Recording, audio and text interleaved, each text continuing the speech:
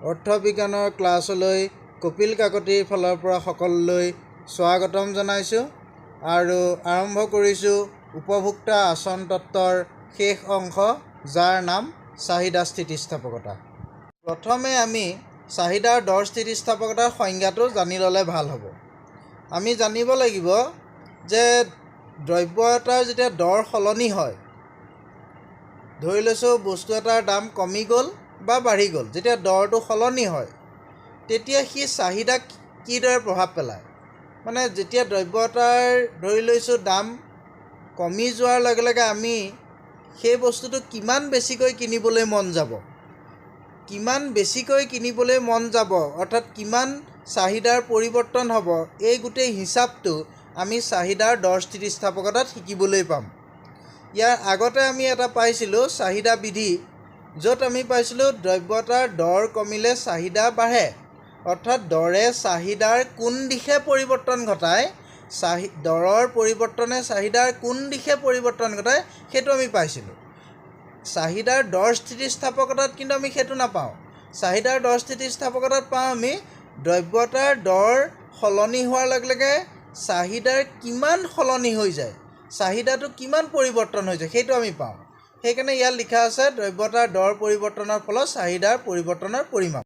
চাহিদাৰ দৰ স্থিতিস্থাপকতাৰ অৰ্থ জনাৰ পিছত আমি দেখিছিলোঁ যে চাহিদাৰ দৰ স্থিতিস্থাপকতা সমান চাহিদাৰ শতকৰা পৰিৱৰ্তন ডিভাইডেড বাই দৰৰ শতকৰা পৰিৱৰ্তন, অৰ্থাৎ দৰৰ শতকৰা পৰিৱৰ্তনে চাহিদাৰ শতকৰা পৰিৱৰ্তনক হৰণ কৰিলে আমি চাহিদাৰ দৰ স্থিতিস্থাপকতা লাভ কৰোঁ। সেই কথাখিনিকে আমি যদি গাণিতিক ভাষাত লিখোঁ তেন্তে স্ক্ৰীনত দেখুওৱাৰ দৰে লিখিব পাৰোঁ ডেল্টা কিউ ডিভাইডেড বাই কিউ ইনটু 100 ডিভাইডেড বাই ডেল্টা পি বাই পি ইনটু 100। ইয়াত ডেল্টা কিউৱে কোৱান্টিটিৰ পৰিমাণ অৰ্থাৎ চাহিদাৰ পৰিমাণৰ যিটো পৰিৱৰ্তন সেইটোক আমি প্ৰতিনিধিত্ব কৰিছোঁ, আৰু কিউটোৱে প্ৰথম চাহিদাক প্ৰতিনিধিত্ব কৰিছে। ঠিক তেনেদৰে ডেল্টা পিটোৱে দৰৰ যিটো পৰিৱৰ্তন তাক প্ৰতিনিধিত্ব কৰিছে, আৰু অকল পিটোৱে প্ৰথম দৰক প্ৰতিনিধিত্ব কৰিছে। সেই কথাখিনিকে আমি সমান চিন দি পেলাই তলত দিয়াৰ দৰেও লিখিব পাৰি, ডেল্টা কিউ বাই ডেল্টা পি ইনটু পি বাই কিউ। এতিয়া আমি দৰ স্থিতিস্থাপকতাৰ প্ৰকাৰবোৰ শিকোঁ আহা। দৰ স্থিতিস্থাপকতাৰ প্ৰকাৰ বুলিবলৈ হ'লে দ্ৰব্য এটাৰ যিটো দৰ হয় সেই দৰটো যদি কিবা কাৰণত কমি যায় বা বাঢ়ি যায় তেতিয়া চাহিদাৰ কিদৰে পৰিৱৰ্তন হয় বা কেনেকুৱা পৰিৱৰ্তন হয় সেই বিষয়ে আমি জানিম। ইয়াৰ প্ৰথম প্ৰকাৰটো হৈছে আপেক্ষিক অস্থিতিস্থাপক চাহিদা। তোমালোকে ইয়াৰ আগতে শিকিছিলা যে চাহিদাৰ দৰ স্থিতিস্থাপকতা সমান চাহিদাৰ শতকৰা পৰিৱৰ্তন ডিভাইডেড বাই দৰৰ শতকৰা পৰিৱৰ্তন, অৰ্থাৎ দৰৰ শতকৰা পৰিৱৰ্তনে চাহিদাৰ শতকৰা পৰিৱৰ্তন হৰণ কৰিব লাগে। তোমালোকে সেই সূত্ৰটোত দেখিছিলা হৰৰ ঘৰত দৰৰ শতকৰা পৰিৱৰ্তন আছে আৰু লবৰ ঘৰত চাহিদাৰ শতকৰা পৰিৱৰ্তন আছে, আৰু তোমালোকে স্ক্ৰীনত দেখিছা যে লবৰ ঘৰত থকা চাহিদাৰ শতকৰা পৰিৱৰ্তনটো সৰু হৈছে। কাতকৈ সৰু হৈছে? হৰৰ ঘৰত থকা দৰৰ শতকৰা পৰিৱৰ্তনতকৈ ই সৰু হৈছে। অৰ্থাৎ দৰৰ শতকৰা পৰিৱৰ্তনটো অৰ্থাৎ ঘৰত থকা যিটো সংখ্যা বা ভেলু সেইটো ডাঙৰ হোৱাৰ কাৰণে ইয়াৰ মানটো বা ইয়াৰ হৰণফলটো একতকৈ সৰু হ'ব। অৰ্থাৎ ডাঙৰ সংখ্যা এটাই যদি সৰু সংখ্যা এটাক হৰণ কৰোঁ, অৰ্থাৎ হৰত যদি ডাঙৰ সংখ্যা এটা থাকে আৰু লবত যদি সৰু সংখ্যা এটা থাকে তেতিয়া আমি হৰণ ফলটো সদায় একতকৈ সৰু পাওঁ। আৰু তোমালোকে ছবিটোৰ কাষত দেখিছা যে ই পি লেছ দেন 1 হৈছে। ই পি মানে চাহিদাৰ শতকৰা পৰিৱৰ্তন বুজাইছে, আৰু এই চাহিদাৰ শতকৰা পৰিৱৰ্তন একতকৈ সৰু হৈছে কাৰণ হৰৰ যিটো মান অৰ্থাৎ দৰৰ শতকৰাৰ যিটো পৰিৱৰ্তন সেইটো লবৰ ঘৰত থকা চাহিদাৰ শতকৰা পৰিৱৰ্তনতকৈ বেছি হৈছে। হৰৰ মান ডাঙৰ হ'লে সদায় একতকৈ সৰুৱে ওলায়। সেই কথাখিনি আমি তালিকাটো দেখিছোঁ যে দৰ 100 গুণ বাঢ়িছে, 6 ঠাইত 12 হৈছে, কিন্তু চাহিদা 100 গুণ কমা নাই। যিহেতু দৰ বঢ়াৰ কাৰণে চাহিদা কমিব লাগিছিল আৰু চাহিদা কমিছেও, কিন্তু দৰ 100 গুণ বাঢ়িছে কিন্তু চাহিদা 100 গুণ কমা নাই, মাত্ৰ 10 গুণ কমিছে। চিত্ৰটো আমি তাকেই দেখিছোঁ, দৰৰ পৰিৱৰ্তনটো বেছি দেখিছোঁ। দ্বিতীয় প্ৰকাৰটো হৈছে আপেক্ষিক স্থিতিস্থাপক চাহিদা। ইয়াত লবৰ ঘৰত থকা চাহিদাৰ শতকৰা পৰিৱৰ্তনটো দৰৰ শতকৰা পৰিৱৰ্তনতকৈ বেছি হৈছে। অৰ্থাৎ হৰৰ যিটো মান সেইটো লবৰ মানতকৈ সৰু হৈছে আৰু সৰু মান বা সংখ্যা এটাৰে ডাঙৰ সংখ্যা এটা হৰণ কৰিলে সদায় হৰণফলটো একতকৈ ডাঙৰ ওলায়। আৰু সেইকাৰণে চিত্ৰৰ কাষত তোমালোকে দেখিছা যে EP greater than 1 হৈছে। গতিকে তোমালোকে গম পালা যে চাহিদাৰ শতকৰা পৰিৱৰ্তন যদি দৰতকৈ বেছি হয়, যদি দৰৰ শতকৰা পৰিৱৰ্তনতকৈ বেছি হয়, সদায় একতকৈ ডাঙৰেই হয়, greater than 1 হয়। সেই কথাখিনি তোমালোকে তালিকাটো দেখিছা যে তালিকাত দৰৰ যিটো পৰিৱৰ্তন সেইটো চাহিদাৰ পৰিৱৰ্তনতকৈ কিন্তু সৰু হৈছে। চাহিদা তোমালোকে দেখিছা প্ৰায় আধা হৈ গৈছে, কিন্তু দৰ দুগুণ বাঢ়ি যোৱা নাই, অৰ্থাৎ 100 গুণ বাঢ়ি যোৱা নাই। সেই কথাখিনি চিত্ৰৰেও দেখিছা যে চিত্ৰত দেখিছা দৰটো কম পৰিৱৰ্তন হৈছে, চাহিদা কিন্তু বেছি পৰিৱৰ্তন হৈছে। এতিয়া আমি 3 নম্বৰ প্ৰকাৰটো পাম। এইটো হৈছে একক স্থিতিস্থাপক। ইয়াত চাহিদাৰ শতকৰা পৰিৱৰ্তন অৰ্থাৎ লবৰ ঘৰত থকা চাহিদাৰ শতকৰা পৰিৱৰ্তন হৰৰ ঘৰত থকা দৰৰ শতকৰা পৰিৱৰ্তনৰ সমান হৈছে। আৰু সমান লব আৰু হৰৰ মান যদি সমান হয় তেন্তে তোমালোকে জানা যে ইয়াৰ হৰণফলটো সদায় 1ৰ সমান হয়। সেইকাৰণে চিত্ৰৰ কাষত তোমালোকে দেখিছা EP = 1 হৈছে। এই কথাখিনি তোমালোকে তলৰ তালিকাটো দেখিবলৈ পাইছা যে দৰ যিটো হাৰত বৃদ্ধি হৈছে চাহিদা সেইটো হাৰতে কমিছে। দৰ বাঢ়িলে চাহিদা কমেই, সেইটো স্বাভাৱিক, কিন্তু দৰ যিটো হাৰত বাঢ়িছে চাহিদা সেইটো হাৰতে কমিছে। এই কথাটো তোমালোকে জানিবৰ কাৰণে আৰু এটা সুবিধা ল'ব পাৰা যে দৰ আৰু চাহিদাৰ পূৰণফল সমান হৈছেনে নাই। ইয়াত দেখিছোঁ দুইটাই পূৰণফল 50 হৈছে, গতিকে ইয়াত এইটো একক স্থিতিস্থাপক হৈছে। 4 নম্বৰ প্ৰকাৰটো হৈছে সম্পূৰ্ণ অস্থিতিস্থাপক চাহিদা। ইয়াত দৰৰ শতকৰা পৰিৱৰ্তনে চাহিদাৰ কোনো শতকৰা পৰিৱৰ্তন ঘটোৱা নাই। ইয়াত হৰৰ ঘৰত থকা দৰৰ শতকৰা পৰিৱৰ্তনে লবৰ ঘৰত থকা চাহিদাৰ শতকৰা পৰিৱৰ্তনটোক 0 দেখুৱাত আমাৰ হৰণফলটো আমি 0হে পাইছোঁ। সেইবাবে চিত্ৰটোৰ সোঁফালে আমি EP = 0 পাইছোঁ। অৰ্থাৎ দৰৰ শতকৰা পৰিৱৰ্তনে চাহিদাৰ কোনো পৰিৱৰ্তন ঘটোৱা নাই। তাৰ উদাহৰণ আমি তলৰ তালিকাত দেখিছোঁ যে বস্তু এটাৰ দাম 20 টকাৰ ঠাইত 40 টকা হোৱা স্বত্তেও বস্তুটোৰ চাহিদা কোনো কাৰণত কম বা বেছি হোৱা নাই। চিত্ৰটো আমি সেইটোৱে দেখিছোঁ, দৰ বাঢ়িছে বা কমিছে কিন্তু চাহিদা একেই আছে। শেষৰ প্ৰকাৰটো হৈছে সম্পূৰ্ণ স্থিতিস্থাপক চাহিদা।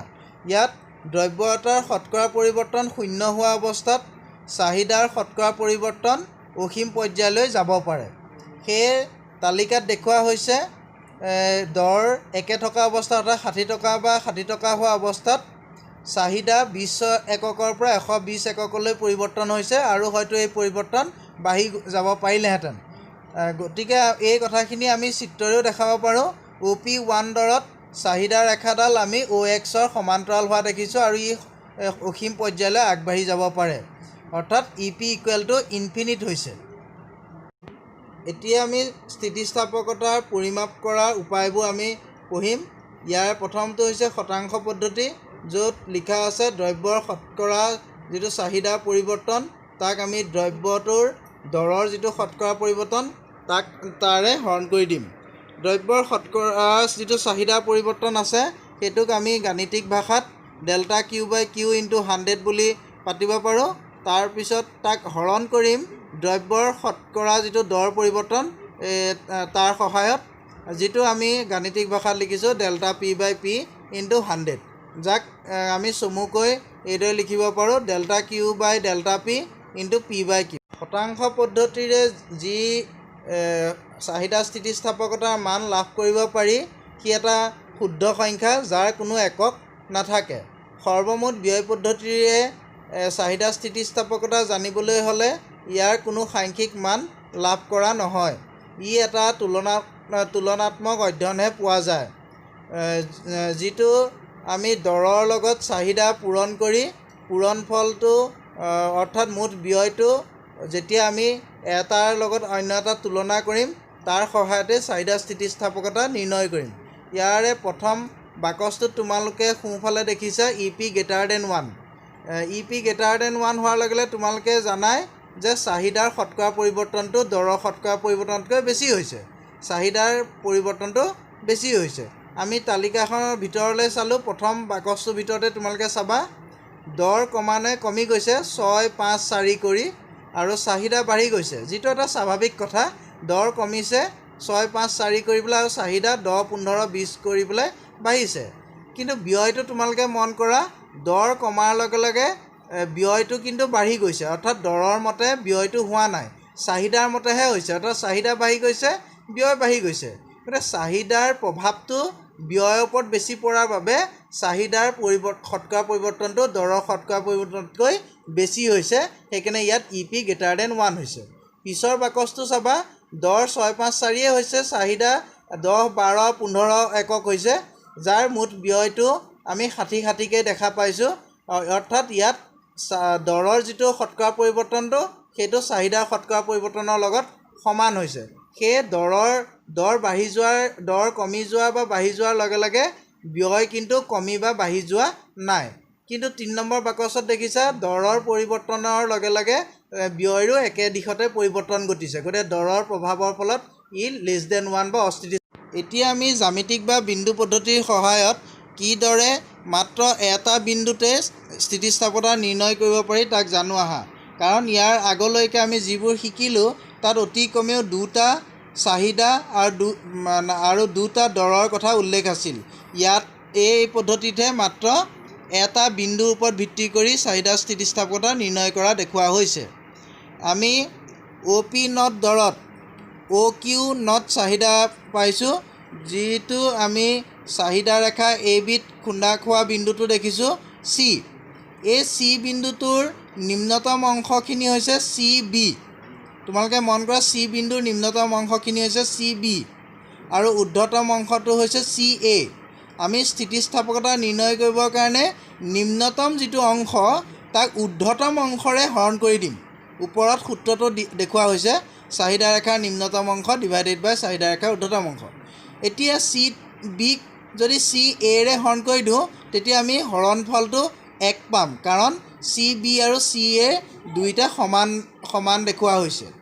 ঠিক তেনেদৰে C2 নামৰ যিটো বিন্দু তাক যদি আমি লক্ষ্য কৰোঁ তেতিয়া আমি ইয়াৰ নিম্নতম অংশটো পাম BC2 আৰু ঊৰ্ধ্বতম অংশটো পাম AC2। গতিকে BC2ক যদি AC2ৰে হৰণ কৰোঁ তেতিয়া আমি <1 পাম, যিহেতু হৰণ কৰোঁতে যিটো হৰ আছিল AC2 সেইটো লবতকৈ ডাঙৰ আছিল। লবতকৈ যদি হৰটো ডাঙৰ থাকে, তোমালোকক আগতেই কৈছোঁ হৰণফলটো সদায় 1তকৈ সৰু ওলায়। ঠিক তেনেদৰে B বিন্দুত যদি আমি লক্ষ্য কৰোঁ তেতিয়া আমি দেখিম B বিন্দুৰ নিম্নতম অংশ একো নাই, অৰ্থাৎ 0 আছে, আৰু ঊৰ্ধ্বতম অংশ AB আছে। গতিকে ABৰে 0 হৰণ কৰিলে আমি সদায় হৰণফলটো 0 পাম। সেইকাৰণে B বিন্দুত তোমালোকে ইলাষ্টিচিটিটো চোৱা, দৰ স্থিতিস্থাপকতা EP = 0 দেখুওৱা হৈছে।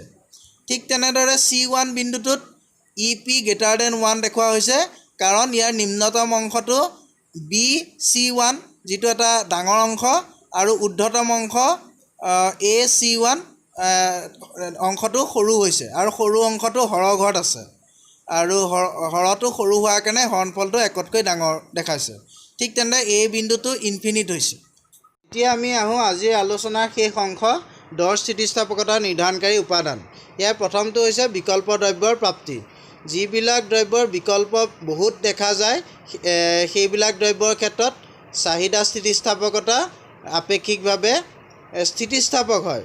যেনে আমি ব্যৱহাৰ কৰা গা ধোৱা চাবোনৰ ক্ষেত্ৰত ক'ব পাৰোঁ, যদি ইহঁতৰ দাম কমি যায় তেন্তে সিহঁতৰ চাহিদা যথেষ্ট পৰিমাণে বাঢ়ি যায়, অৰ্থাৎ অন্য ব্ৰেণ্ডৰ চাবোন কিনা মানুহেও সেই বিশেষ চাবোনবিধ কিনিবৰ বাবে চাহিদা বা হাবিয়াস কৰিব, যিহেতু তাৰ দামটো কমি গৈছে। দ্বিতীয়তে হৈছে দ্ৰব্যৰ প্ৰকৃতি। যদি দ্ৰব্যটো অতি দৰকাৰী হয় তেন্তে ইয়াৰ স্থিতিস্থাপকতা আপেক্ষিকভাৱে অস্থিতিস্থাপক হ'ব, কাৰণ দ্ৰব্যটো প্ৰয়োজনীয় হোৱাৰ বাবে সিহঁতৰ দাম কমক বা বাঢ়ক মানুহে তাৰ প্ৰতি চাহিদা সলনি নকৰে, যিহেতু ই দৰকাৰী, আমাৰ জীৱনৰ বাবে অতি দৰকাৰী হয়।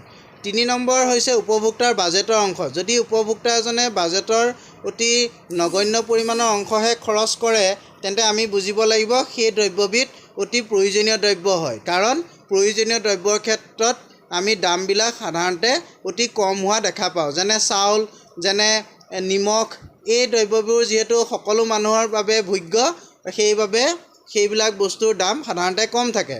আৰু এইবিলাক দ্ৰব্যৰ ক্ষেত্ৰত সেইকাৰণে আপেক্ষিকভাৱে অস্থিতিস্থাপক দেখা যায়, কিয়নো ইহঁতৰ দাম কম বা বেছি হ'লেও মানুহে চাহিদা সলনি সাধাৰণতে নকৰে। 4 নম্বৰটো হৈছে অভ্যাস। অভ্যাসৰ বশৱৰ্তী হ'লেও আমি সাধাৰণতে চাহিদা স্থিতিস্থাপকতা অস্থিতিস্থাপক কৰা দেখা যায়। কাৰণ কোনো এজন মানুহে কোনো দ্ৰব্যৰ প্ৰতি যদি ব্যৱহাৰৰ ক্ষেত্ৰত অভ্যাসত বশৱৰ্তী হোৱা দেখা যায়, তেন্তে সেই দ্ৰব্যবিধৰ দাম কম বা বেছি হ'লেও অভ্যাসবশতঃ সেই দ্ৰব্যবিধ কিনি থকা হয় বা চাহিদা কৰি থকা হয়। দাম কমিলেও চাহিদা কৰিব, দাম বাঢ়িলেও চাহিদা কৰিব, যিহেতু সেইবোৰ অভ্যাস। সেইবাবে এনে দ্ৰব্যৰ ক্ষেত্ৰত চাহিদা স্থিতিস্থাপকতা আপেক্ষিকভাৱে অস্থিতিস্থাপক হয়। কিছুমান দ্ৰব্য আছে যিবিলাকৰ ব্যৱহাৰ বিভিন্ন ক্ষেত্ৰত দেখা পোৱা যায়। যেনে বিদ্যুতৰ উদাহৰণ ল'ব পাৰোঁ।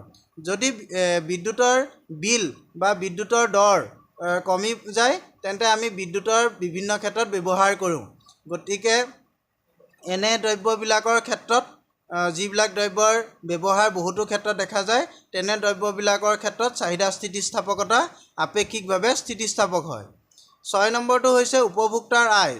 এজন ধনী মানুহে কোনো এটা দ্ৰব্যৰ দাম কম বা বেছি হ'লেও প্ৰায় আগৰ দৰেই চাহিদা কৰি থাকে। গতিকে ধনী মানুহৰ ক্ষেত্ৰত চাহিদা স্থিতিস্থাপকতা সাধাৰণতে আপেক্ষিকভাৱে অস্থিতিস্থাপক হয়। 7 নম্বৰটো হৈছে ভোগকাৰ্য স্থগিতকৰণ। যদি আমি ভোগকাৰ্য স্থগিত কৰিব পাৰোঁ, তেন্তে আমি সেই দ্ৰব্যৰ প্ৰতি চাহিদা স্থিতিস্থাপকতা আপেক্ষিকভাৱে স্থিতিস্থাপক বুলি ক'ম। যিহেতু ভোগকাৰ্য স্থগিত কৰিব পাৰোঁ মানে ই আমাৰ অভ্যাসৰ বশৱৰ্তী নহয়। অভ্যাসৰ বশৱৰ্তী হ'লে ইতিমধ্যে আলোচনা কৰিছোঁৱে, অভ্যাসৰ যদি বশৱৰ্তী হয় তেন্তে আমাৰ আপেক্ষিকভাৱে অস্থিতিস্থাপক হয়। গতিকে ভোগকাৰ্য যদি স্থগিত কৰিব পাৰোঁ তেন্তে আপেক্ষিকভাৱে স্থিতিস্থাপক হ'ব, আৰু যদি ভোগকাৰ্য স্থগিত কৰিব নোৱাৰোঁ, অভ্যাসৰ বশৱৰ্তী হোৱাৰ বাবে ভোগকাৰ্য স্থগিতকৰণ অসম্ভৱ হয়, তেন্তে ই আপেক্ষিকভাৱে অস্থিতিস্থাপক হ'ব। শেষৰ পইণ্টটো হৈছে সময়।